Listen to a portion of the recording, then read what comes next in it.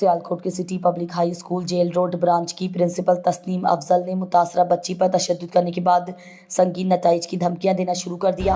हमारे bureau chief Nauman Chaudhary की report के मुताबिक मजीद बरां स्कूल के चेयरमैन जो MPA पंजाब असम्बली जनाब मंशौला भट्ट की जानिब से मुतासरा बच्ची और वालिदैन को दबाव में लाने की कोशिश की जा रही है ताकि वो अपनी शिकायत वापस ले लें और मामला मीडिया में ना आए।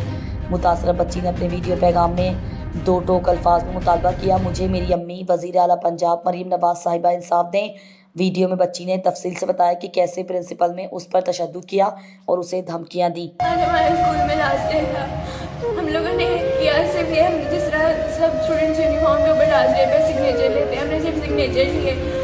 सारी लड़कियां थी इस क्लास में, प्रिंसिपल आ गई ऊपर से, सारी लड़कियां बाइंड की हैं। प्रिंसिपल ने सिर्फ मुझे घसीटा है और मुझे 5-6 थप्पड़ मारे हैं प्रॉपर।